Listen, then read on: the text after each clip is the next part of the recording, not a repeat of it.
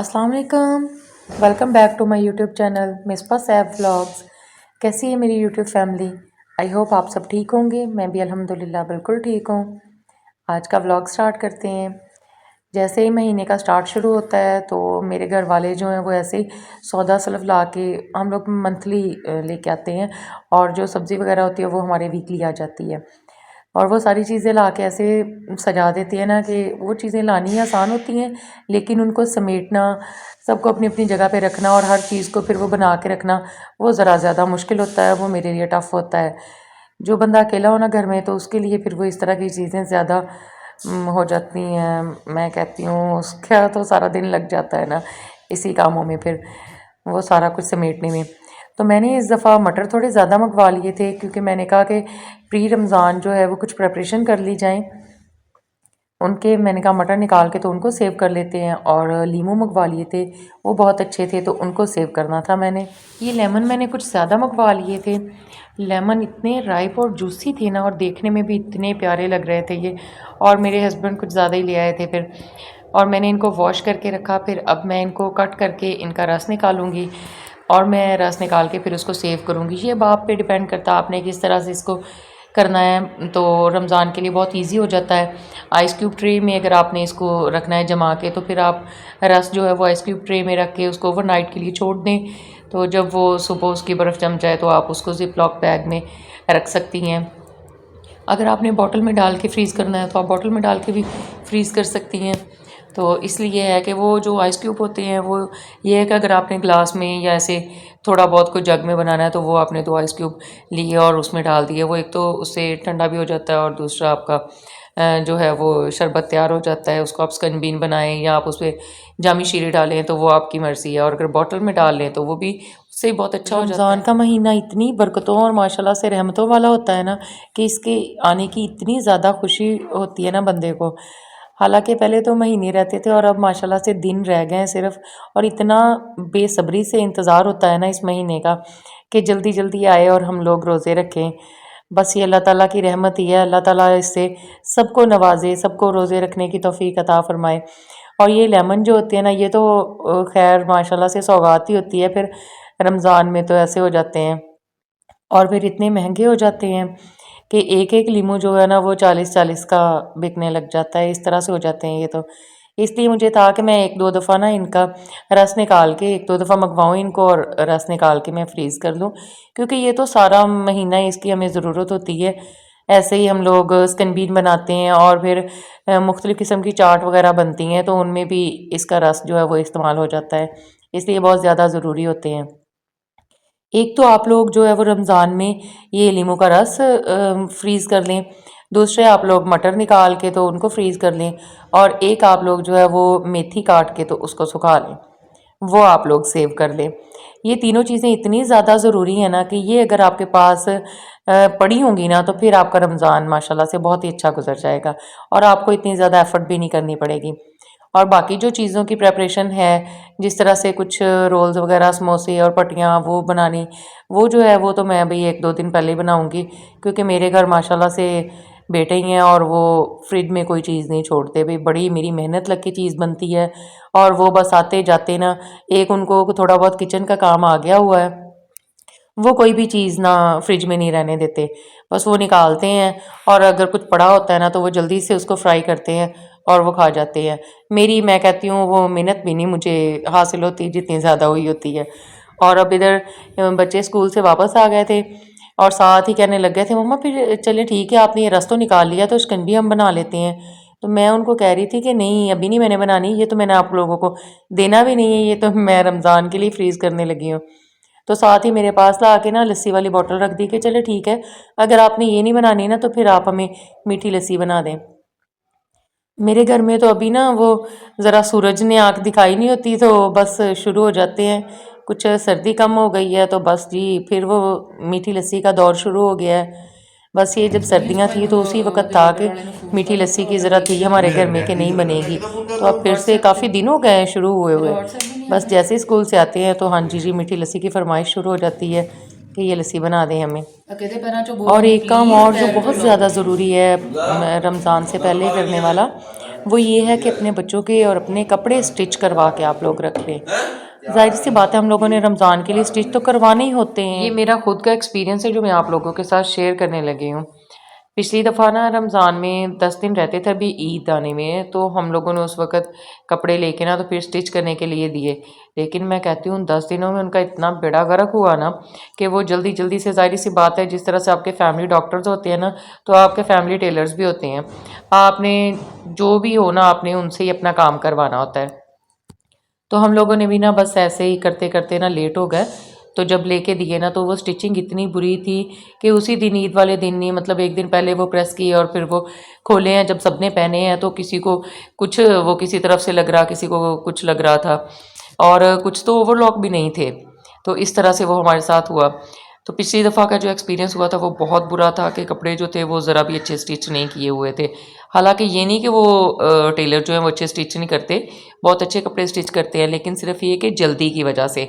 और ज़ाहिर-सी बात है उन्होंने फिर शागिर्द भी बिठाए होते हैं, उनको भी थोड़ा लालच होता है और वो इसी तरह से बस कोई शलवार किसी से सिलवा, कमीज़ किसी से सिलवा और वो इसी तरह से हुआ। तो इसलिए इस दफ़ा जो है वो हम लोगों ने ये काम तो ख़त्म कर लिया कि ये कपड़े जो है ना वो हम दे दिए थे लेके टेलर को कि वो तो स्टिच हो जाएं, तो इस तरफ से हमें बेफिक्री हो जाए और वो अच्छी तरह से इनको सिलाई भी कर दें।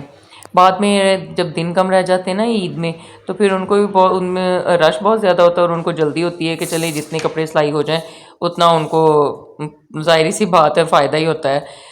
तो इस वजह से हम लोगों ने ये काम पहले कर लिया।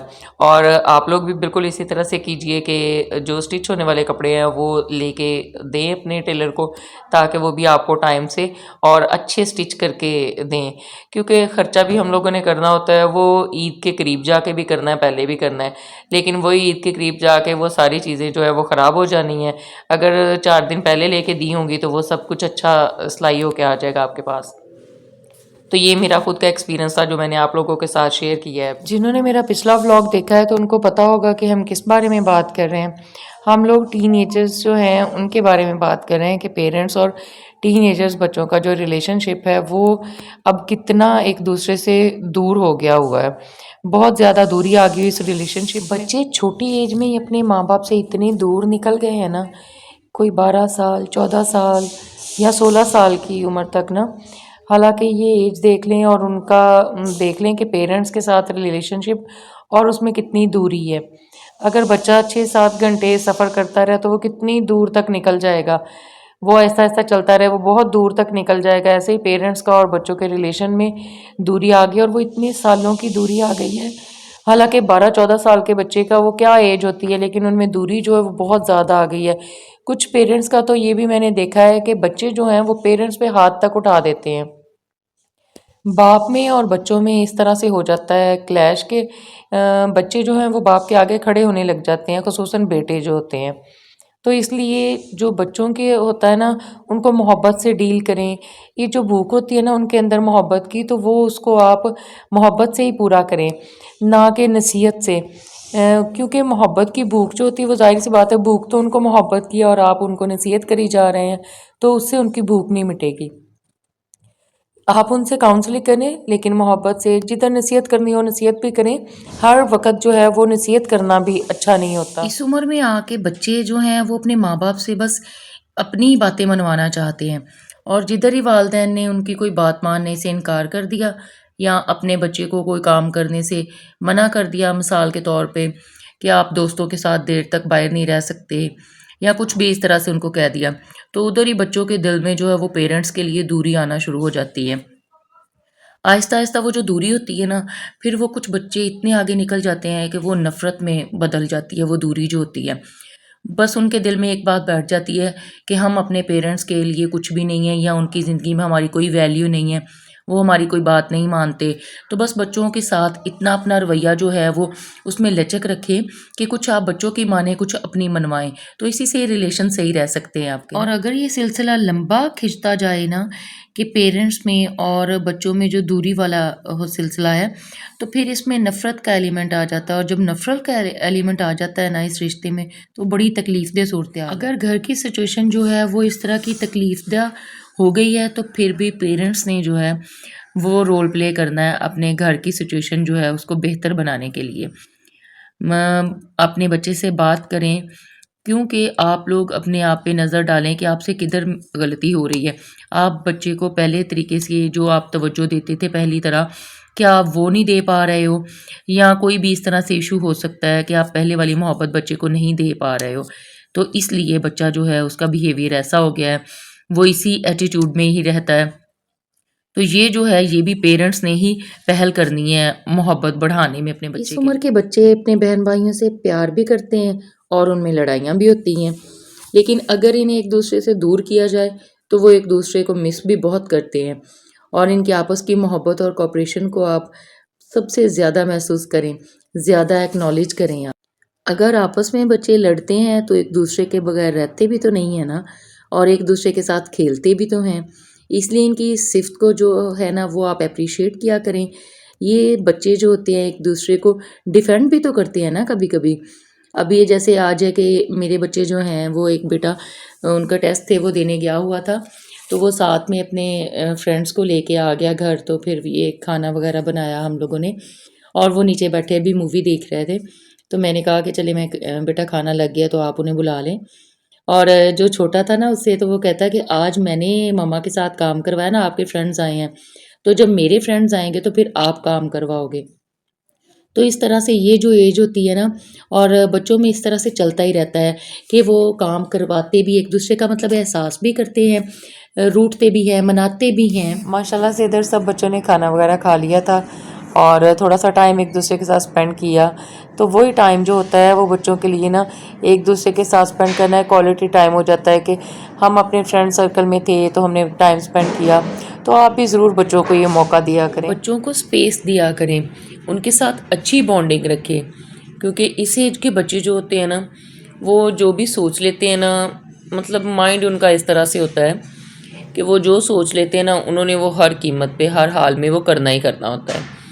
फिर वो चाहे आपसे पूछें, आपको बताएं या ना बताएं, तो इससे बेहतर है कि वो कोई गलत काम करें खुदा ना खास्ता। तो आपकी अगर अच्छी बॉन्डिंग होगी ना, तो वो ये इतना ज़रूर सोच लेंगे कि ये काम जो है वो हमारे पेरेंट्स को हर्ट कर सकता है, तो वो इस तरह का कोई काम नहीं करेंगे। तो यहाँ पे जो बेटा है जिसके मेहमान आए थे उसने माशाल्लाह से सारे बर्तन वगैरह धुलवाए हैं, सारे खुद ही धो के, और ये थोड़े से रह गए थे तो वो भी मस्जिद के लिए भाग गए हैं सारे। उनके पापा खड़े थे कि आए पहले हम नमाज़ पढ़ के आते हैं, तो वो ईशा की नमाज़ पढ़ने चले गए हैं। कहता मम्मा ये मैं वापस आके ये वाले बर्तन धो दूँगा, थोड़े से बस रह गए हैं। बाकी कह रहा है कि मैंने किचन भी नीट क्लीन कर दिया है। और फिर मुझे था कि मैंने भी खीर बनानी है, मैं फिर इधर खीर बनाने आ गई थी। मैंने कहा चलें उनके आते आते चले मेरा थोड़ा बहुत जो काम होगा वो ख़त्म हो जाएगा। तो मैं यहाँ पे खीर बनाने के लिए खड़ी हो गई हूँ। फिर मैंने कहा साथ में सारे बर्तन हो जाएंगे तो वो बेटा जो है वो माशाल्लाह से आके धो देगा। इस तरह के कामों को थोड़ा सा करते होते हैं कि मम्मा ये ना ऐसे कहा करें कि हम लोग बर्तन धुलवा देते हैं आपसे और घर का काम करवा देते हैं। तो मुझे बड़ा फ़ख्र होता है ये बातें करने में। वो कभी कभी हालांकि कह देते हैं कि मम्मा जी ये आप बातें ना ऐसे किसी के सामने ना कहा करें, लेकिन नहीं, मैं इसको फ़ख्र समझती हूँ कि माशाल्लाह से बेटे जो हैं वो इतने काम करवाते हैं, साथ में सारा मतलब समझते हैं बात को कि हाँ जी मामा अकेली हैं तो उनके साथ हमने हेल्प करवानी करवानी है। तो अपने हिसाब से जितना उनके पास टाइम होता है जो वो काम करवा सकते हैं वो करवाते हैं माशाल्लाह से। तो इस बात में मुझे कोई एतराज़ नहीं होता कि मैं किसी को ना बताऊं। मैं उनको भी बताती हूँ। मैं कहती हूँ बेटा ये मैं ना किसी के आगे शो ऑफ़ नहीं करती कि मेरे बेटे मेरे साथ काम करवा देते हैं। तो उनको होता है कि उनके फ्रेंड्स वगैरह अगर सुनेंगे तो उनको क्या कहेंगे या क्या है। नहीं, मैं ये हर माँ से ही कहूँगी कि वो अपने बच्चों को इतना वो सिखाएं करें कि उनको किसी परेशानी का सामना ना हो। ज़ाहिर सी बात है घर से बाहर बच्चे निकलते हैं, ये भी होता है ना स्टडी के लिए अब्रॉड जाना पड़ता है। ये लाजमी नहीं कि काम काज जो होते हैं वो सिखा दें, या लड़कों को नहीं करने चाहिए कि काम काज सिर्फ लड़कियों के लिए बने हैं, लड़कों नहीं करने। तो उनको था कि मुझे था कि हाँ जी बच्चों को भी ये काम सिखाने चाहिए, लड़कों को भी खुसूसन, कि वो अपना ना इस तरह से उन पे कोई भी टाइम हो, मतलब वो बाहर ऐसे अकेले जाएं कहीं बाहर स्टडी के लिए या अब्रॉड चले जाएं तो उनको अपने काम करने में आसानी हो।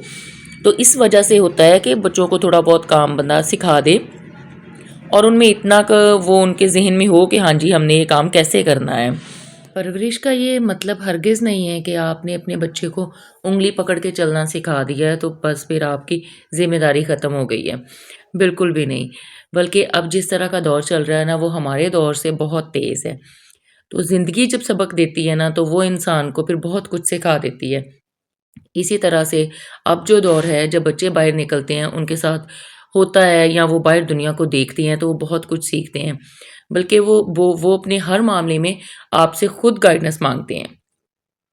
वो भी इस तरह से कि अगर आप सपोर्टिव पेरेंट्स हैं तो। अगर आप प्रेशराइज़ करते हैं उनको तो फिर वो आपसे कभी भी नहीं गाइडेंस माँगेंगे। बल्कि आपकी बॉन्डिंग इतनी अच्छी होनी चाहिए अपने बच्चों के साथ कि वो आपको अपने हर मामले में शरीक करें। हर बात आपको आपके साथ शेयर करें, अपना हर मामला आपसे डिस्कस करें।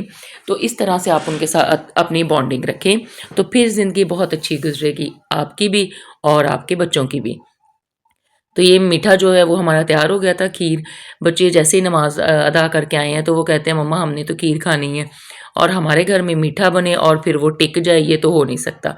तो अभी सब खाने लगे हैं खीर। तो इसी के साथ ही आज का व्लॉग ख़त्म करते हैं। मुझे दीजिए इजाज़त। अपना बहुत सा ख़्याल रखिएगा, दुआओं में याद रखिएगा। मेरे चैनल को लाइक और सब्सक्राइब ज़रूर कर दें, शेयर ज़रूर किया करें। Best of luck. अल्लाह हाफ़िज़।